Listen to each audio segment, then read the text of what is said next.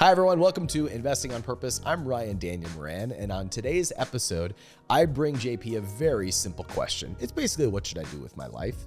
You're going to love this episode if you are in any point in transition in your life. If you are thinking about starting over, starting anew, or you're at the beginning of a new journey. This episode is basically a way for you to sit at JP's feet and see how he mentors people that are going through transition, like I am right now. And he asks some very pointed questions that surprisingly gave me a lot of clarity, gave me a lot more clarity than I expected out of 20 or 25 minutes. So if you're in transition, run your same situation through this filter of questions and just see what comes up. Hope you enjoy this as much as I enjoyed recording it with JP. All right, JP, I have a selfish episode title today. Selfish episode idea. Well, let's hear it. Okay, so one of the benefits of being able to recruit or reserve this time with you is I get to ask you questions about what to do with my life. Okay. And so I'm going to ask you that question. Great. I'm not going to frame it as what should I do with my life because that sounds weird. Yeah. But I want to talk about current opportunities that are in front of me right now, combined with the current cycle. And I want to hear you ask me the questions that you ask about purpose and why. And because I just want to do this. Number two, I think there's a lot of people going through a reset right now. The whole world's going through a reset, right? The great reset. Sorry. We'll save the great reset for another day. Okay, another that will be a fun one. Another episode. But in the middle of this great reset, I'm wondering, what bugs should I eat according to Klaus Schwab? I can't let it go. So with a lot of people Plant protein questioning what to do next, you reset at 35. Mm-hmm. You went through a whole new chapter at 35. Yes. I'm 35, and I've sort of been finding my way over the last couple of years, and honestly, part of me is like, I kind of want to hurry up and make some decisions and like move forward into the next chapter. Okay. So I just wanted to come to you for like some coaching advice. I have all of these opportunities in front of me. I feel honestly pulled in multiple directions. I don't really know where to put my focus. I have all these desires. I want to own half of Cleveland. I want to go to Cleveland with you and buy up a bunch of real estate. It's a good time. I want to expand my fund. I want to expand capitalism.com. I want to expand my content. Like I want to do it all. Right. And I feel pulled in multiple directions. And as a result, I feel like I'm just frozen in not knowing where to put my focus. Can you coach me through this? Sure. What do we do first? What do we do first? You throw in a lot of buckets. It's a very simple question, JP. Okay. What should I do with my life? That's a simple question. It's a very simple question, JP. The whole world wants to know, what should they do with their life right now? I would answer, what do you want to do with your life? What's the most important thing, so that when it's all said and done, what was the most important thing that you needed to do? Because are you supposed to know at 35? No, not exactly. Okay, good. Well, then I get to shirk answering that question. But you get to explore the journey of because it's a pathway and a journey to getting to that. But I really think prioritizing what means the most to you, where you're spending your energies every day in your highest purpose. Did you know that? Like you reset at 35. Yeah. You started completely over, right? Had no money, had no nothing. You were starting a new business. You were working out of your childhood bedroom, if I remember correctly. Yeah, that's right. Yeah. Your parents' house. Yeah. The bedroom you grew up in. You Yep. turned it into an office. Yep. Like that's where you start at 35. At 35. Right. So did you know those answers at 35? No, it was a journey and a process. But also, Ryan, I would almost say don't get too hooked up on age, because I actually do know people like you who, I don't know if it's maybe the times that we're in right now where people are figuring it out a lot faster. It's almost like you don't have the luxury of 20 years to figure it out, because humanity, maybe it's just the speed of things. I don't know. Yeah. But I actually am meeting a lot of people that are, and also part of it, quite frankly, might be psychedelics right now, the whole popularity of psychedelics. Because what are psychedelics? It's really intense spiritual, the journey is an intense spiritual journey. And so I do think there is a speed up on this. I wouldn't rest on the laurels that I didn't know it at 35. I also think that you're incredibly self-aware. I think one of the hardest parts actually sometimes is relishing in your brilliance. It's like you don't fully embrace it. Because the truth is, Ryan, if I was to guess with you, and maybe a lot of people, but you particularly, since this is your episode, I think you have an incredible wisdom. You've done a lot of work. I think from these eyes looking at there, it's part of it's just fully trusting and embracing, which by the way takes some time. It's easy to say, oh, just relish it. And it's taken me time. I'm still in the process of really, really, trusting that process of this is exactly the path you should be on. So what I'd like to do is sort of talk out some of the opportunities in front of me. Okay. And just hear your feedback. You're pretty good about asking the why question, about poking holes in the thought process. So is it okay if I just kind of give you a lay of like all the desires, all the opportunities in front of me? Bring it on. Okay, cool. So, I mean, where my energy is most spent is on capitalism.com. Capitalism.com as a media property, capitalism.com as a coaching community. I would say right now, like from a cash flow perspective, from like a long-term perspective, it's where my heart is. It's where my energy is. I don't think I've cracked. I don't think I've steered the company into like a direct why purposeful mission. We do good work, but I don't think it's the heart is there yet. It's close, but it's not. Like we feel it, but it is not a focus point, if that makes sense. Everyone feels purposeful, but are not going in a specific direction. I love the idea of being a real estate mogul in Ohio, right? I love this idea. The timing feels right in my skill set, in my heart. I love that city. I want to see that city go through a renaissance. That's exciting to me. I run a fund for e-commerce brands, and I run it with my partner, Sam, and we do really good work. It produces no cash flow for us. It's all upside. Right. And I've been kind of finding my footing there. It's my first fund, as you know, and it's been successful. It's also been hard because I've never done this before. I'm figuring this out. And then I have other, opportunities. I just bought back my old company. Right. And I love the vision that I have for that. And I love all of these ideas equally, which on one hand is a good thing because I'm aware that whatever I put my focus into, I can grow into, $50 million, $100 million. The number doesn't matter. I can bring a lot of purpose and meaning into whatever project I put my focus on. And I'm sort of right now feeling pulled in all of those directions. And so trying to narrow in on what is the most purposeful, what is the one that is most in alignment with where you want to go. And I don't have the pressure to like go into a different direction, and that is a blessing and a curse. Right. You know what I'm saying? Yeah. So how do you make those decisions when you feel pulled in multiple directions? I think more and more it's the process of knowing ultimately what you want. And like for me, and I find that what you really want should be able to, you can get to the point where it becomes a paragraph,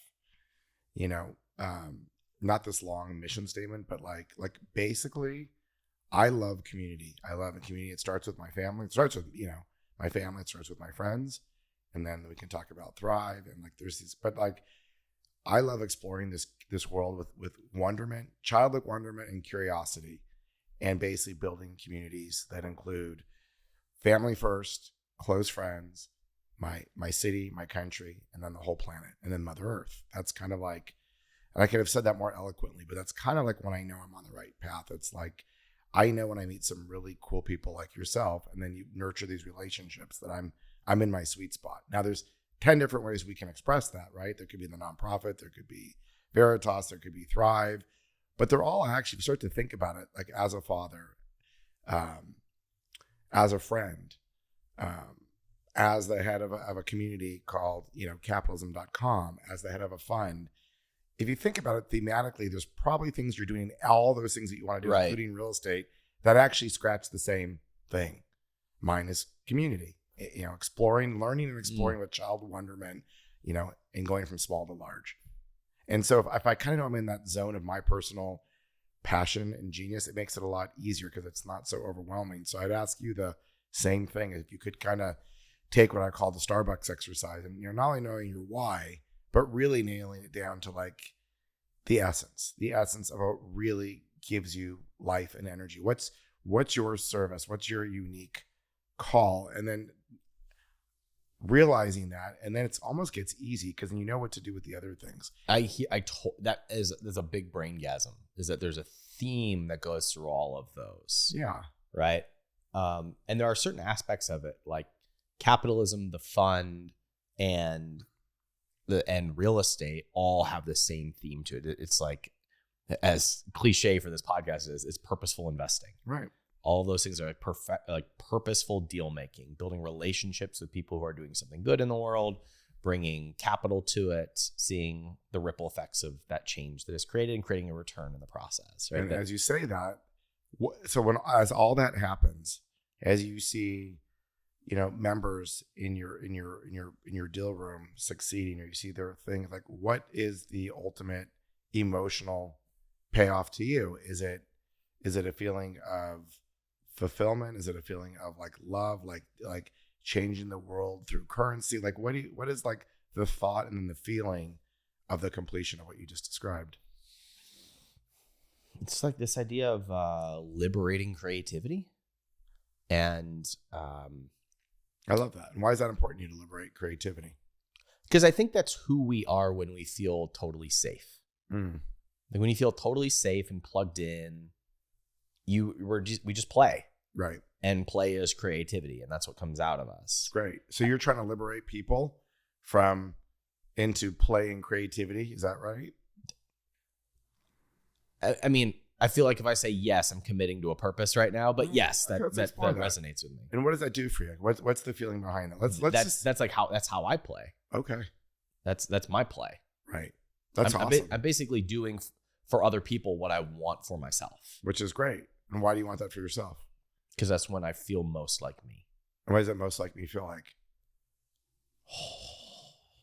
I feel, wholeness was the word that came to mind, but it feels like service. Good. But it feels like abundant service. That's awesome. Yeah. It feels like creation without a need for anything in return. And why? That's the thing that I think that's the thing I crave most. Right. And think about do you know why you crave it most? I know the answer to this one because I know you well enough. Why is that important?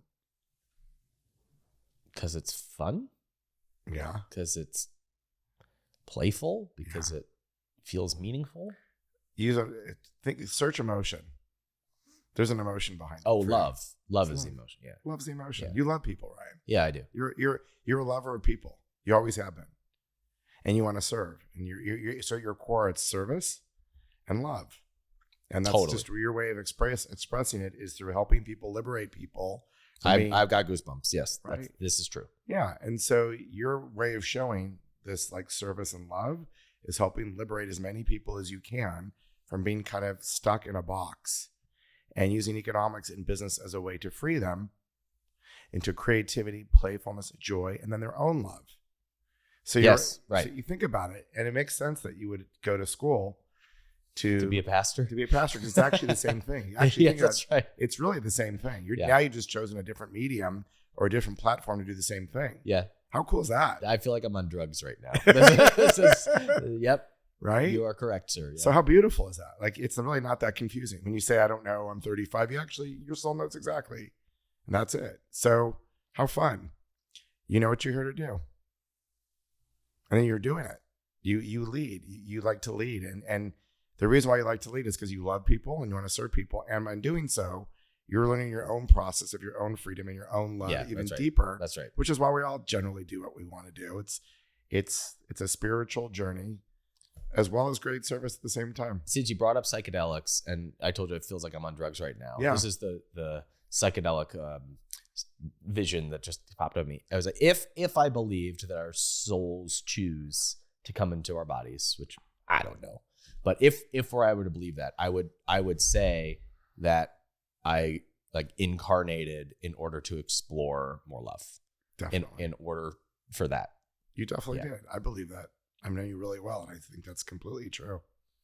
So, and isn't it great? Like your skill set, obviously you have a very unique skill set. Like a lot of people can't speak, can't articulate, and your success in capitalism has been not only can you speak and articulate and think well, but people feel your heart, whether you know it or not. People feel that love, and the key to success is that people feel like you're online.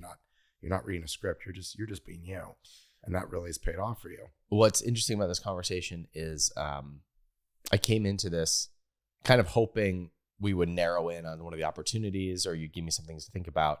But what I've noticed is you're guiding me more towards the being part of it than the doing part of it. Mm-hmm. And then bringing the being into whatever you choose. Right. Now once we kind of know what the platform is, which I think you just figured out in 10, 15 minutes, now we can start to explore each one of these. Like, let's just, for the fun of it, let's talk about Cleveland real estate.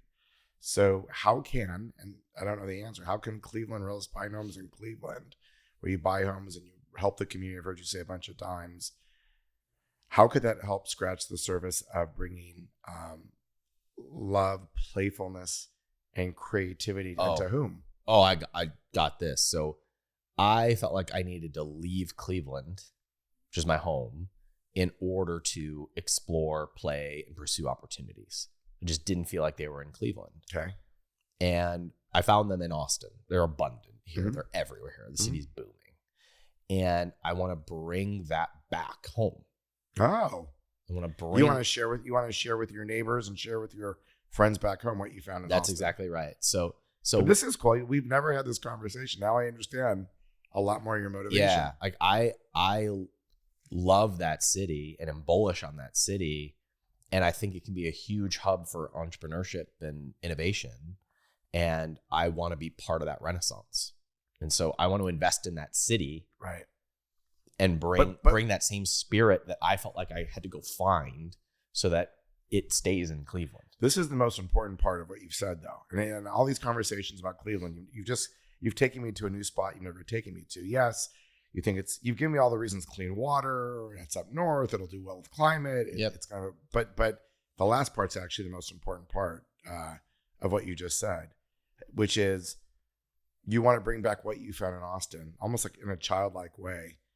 You want to bring it. That's right. You want to bring that joy back home. That's right. Like I growing up as the kid in Cleveland, I was the weird black sheep in the neighborhood. Like, who is this kid that wants to start businesses? Yeah, it's bizarre. Yeah, like those kids are still in Cleveland and they're leaving. Right. So how do you create an atmosphere that celebrates that in Cleveland? Them leaving, or you celebrates that entrepreneurial, playful spirit, right, and keeps it in the city, and that's how you revolutionize that. When you go back and that sentence you just said about how you keep it, if I were to write a business plan as we start our 3-part series together, that's where you have to start your business plan. It's not about flipping. I can tell you the techniques of how to flip the house. I'll take you through the 10 steps. I just had a braingasm. So what you're saying is, like, if I'm in Cleveland pitching a bunch of investors, right, or the city, you start with that story. It's like, I'm a kid from Cleveland. I left Cleveland. And you tell the story about how you want to bring that home. I want to bring that. The pain of when you were there feeling like the black sheep, and the pain of being the black sheep and not finding, you knew you had a joy in you, and it was not there. And there was pain in that. So you went out to search. And what you were searching for is a way to liberate and open up to new energies that kind of had playfulness in it, more community, more celebration of entrepreneurs, more opportunities. And here's what I found. And now I want to pay it forward. Yeah. And that's, you start, beautiful. So your business plan, then the name of your company, like, let's just go back. Like, this is episode 1 of what we're going to do. So this goes back to investing on purpose. This goes back to why. So now you shape shift out. We can get to technique, but let's talk about the name of the company, the mission of the company, why you want to buy houses out there. And then once we start to play with that, knowing that the whole purpose of why you're doing this is you want to bring a gift to the community. So how can we maximize that gift? So before we talk about how to own homes, how do we maximize that gift? And how will you know, Ryan, how many homes is it, or how many people will you have affected? Or maybe you'll realize that actually the dream is you dream of a fan appreciation day at Cleveland Stadium where you have 60,000 people who somehow get to feel that playfulness and that love. It's a concert that you are promoting. Maybe you own the Indians, or maybe you promote like the We Are the World of this time concert, and 60,000 people in Cleveland will never be the same because Ryan touched it. Like, we don't know where this can go, but that spins all these things out. All right. So we're going in a completely different direction than I thought we were going to go, which is great, But I'm going to play a little harder here. Sure. Let's do it. Because when you say, where does this go? What I imagined was that I'm doing exactly what I'm doing right now at Capitalism Moment. I'm doing it in person in Cleveland. Okay. I have an incubator in Cleveland. Great. That is now backing the kid like me. Right. and keeping them in Cleveland. Right. Right. I had to leave in Right. order to find my opportunity. Right. So if I have an incubator that's in Cleveland that is finding those entrepreneurs and investing in them, Great. that feels super purposeful. And you keep them in Ohio, and that is the group, that is the fund that buys the Cleveland Guardians. I love it. Now, you know what's funny about that, Ryan? When you told me the 8 things that were going on that were pulling you, that was not one of them. It might have been in your head, but it's not what you said. Yeah. You talked about buying homes in Cleveland. Maybe you don't need to buy homes in Cleveland. What you really want to do is exactly what you just said. Maybe you buy homes, maybe you don't, but that might be pulling you in the wrong direction because ultimately you were just been incredibly clear with what you actually want to accomplish.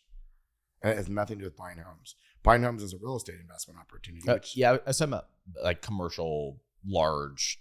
But yeah. even that's not the core. And I'm not saying it's wrong, by the way. So yeah, I get it. So let's now take now that we've kind of cracked this purpose, if we drip it back into the actual strategy. Yeah, but this is the first time I've heard the actual core strategy. So okay. Thank you. Beautiful. Yes. What I imagine is that Cleveland is like on the lower side of the economic side. And so there's kind of a hurry to get out. Mm-hmm. Like if you have any ambition at all, there's a hurry to get out. Right. So I like the idea of buying these large commercial properties in Cleveland and making them desirable places so that you're proud to live there, so that you stay there longer, right. so that you get more plugged into the city. Right.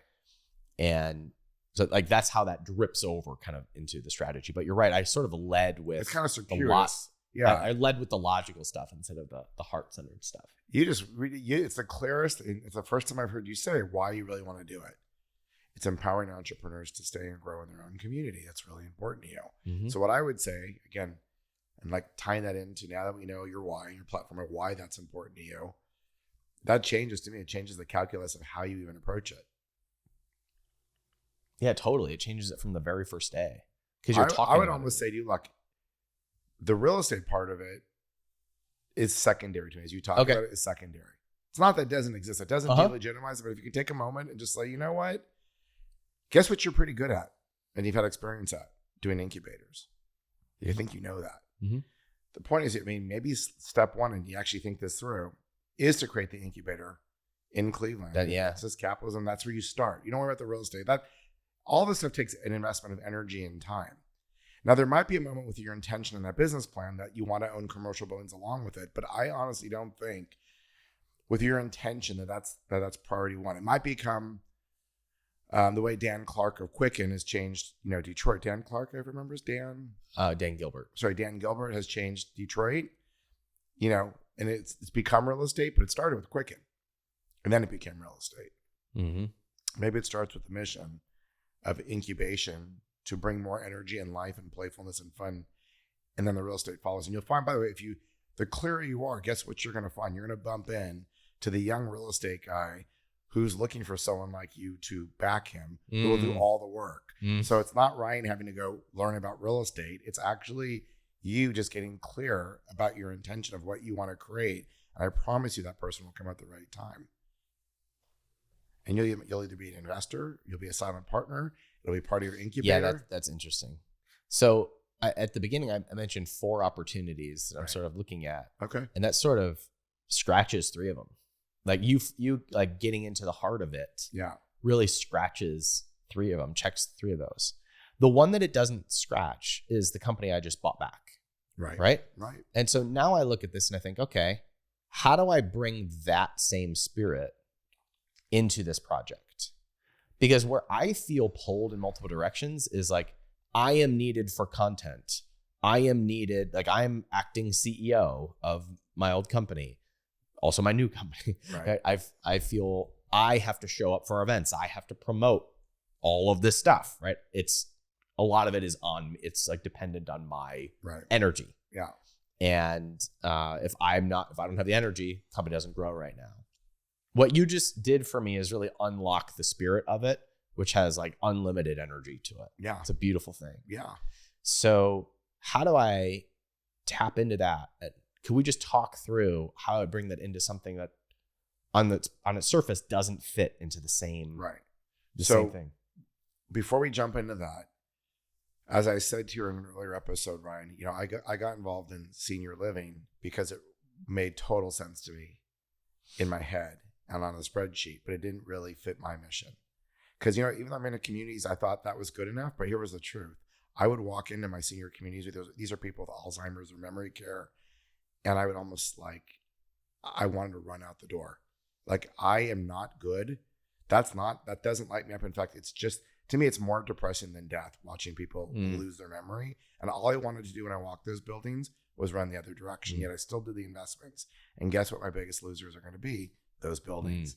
It was never meant to be.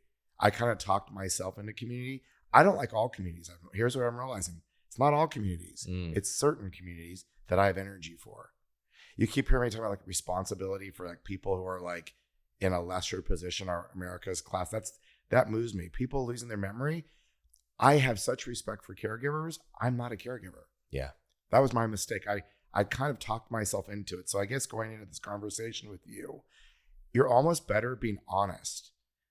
Because even if you come to the conclusion, either you'll come to the conclusion, I found how it connects, or it really doesn't connect. Either way, Ryan, gives you power to make better decisions to free up your time so that you stay congruent to your ultimate mission and purpose. Yeah, it makes sense. So I don't know if I have a creative. I bet you the new AI could probably, I bet you if you typed it in, it would find some perfect answer to that. But I also read in the New York Times that this new AI, be careful because it lies a lot too. That's the one flaw of it, that it does lie. Well, I think about one of the things that was so fun for me when I ran that company the first time was a relationship I built with my co-founder. And he did the operations. He was the integrator. I was the visionary. And we worked incredibly well together. I didn't get him, buying it back. Right. And the one thing that makes me feel really purposeful about this, I have the vision in my head and written down, and it all makes sense. But I get more excited if I think about giving the opportunity to someone. Because if I think about empowering the next partner, bringing that opportunity to someone in my audience, and knowing how many people that follow my work are just waiting for their opportunity, now it sounds interesting. Why? I'm listening to you. Because it's what I wanted as a kid in Cleveland. I wanted in Cleveland, someone just give me I will prove myself. Give me a way to get plugged in. Mm-hmm. Well, you're gonna have to leave Cleveland for that. Mm-hmm. So looking for the up and comer, and Matt was the up and comer. Matt was a hardworking guy who was just throw me in, I'll figure it out. So then, really, what I'm hearing you say, Ryan, what you really want at a sheer strength, is you want to help. You want to mentor one special person. Totally. You want to find your next Matt. Totally. Yeah. And by you being the visionary and finding a young, talented, a diamond in the rough, let's say, which sounds like Matt was a diamond in the rough. Totally. That was such a great feeling because now you're going back to mission. Getting people who are locked in their brain through entrepreneurship and opportunity to get liberated into a place of playfulness, fun, and love. And now you want to gift that to someone else because you gifted it to Matt, and you and Matt were amazing together, created great success. Now you want to do it one more time because it was so much fun.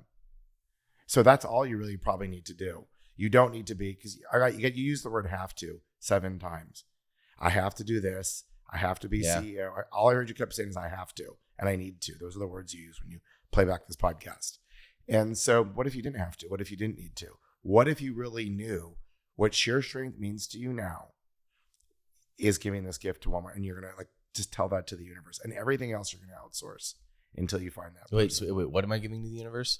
Telling the universe you're really here. That sheer strength is a platform. It's an excuse for you to continue your greater mission of empowering young entrepreneurs. That's all this is about. And this is a mentoring opportunity. You know that you're actually here to give this to a young entrepreneur, but most everything else, you're really not meant to do for this. You're not. So it's like this idea of being active CEO. You just said, you're a visionary, you're not an operating guy. You're pulling in things that you don't really need to be doing, and you probably aren't playing to your highest strength or your purpose. That feels very freeing. So what if you just literally, if you could outsource everything except picking that right person and mentoring them to get to that ultimate mission of another spot in your life where you've created, money's a fun outcome. Sure. but it's the outcome of transforming someone's life. Right. So what if you get to do that, but don't have to do this, the other stuff? That lands. I know. That lands. It's I teach something called the owner's model, which is you staying in the owner's seat and outsourcing the rest. This takes it to a whole new level. Yeah. Yeah. Because your job as the owner in that case is to just be on purpose. Mm-hmm. It's just kind of like be in that essence. Yeah. That's owner, visionary. Right. I'm just sitting with all that because it's like it's zooming out of the whole thing and finding the reason why it all connects and why all those things are important to me. Like what prompted me to want to pursue these projects in the first place? There's some desire that spawned from. Yeah. And what I did was I spawned them and I went into them. Then I spawned them and went into them. And so now I'm down here feeling pulled in all these directions. Yeah. You thought with Sure Strength, part of it was your magic of like, literally, I've done it once. They took my baby.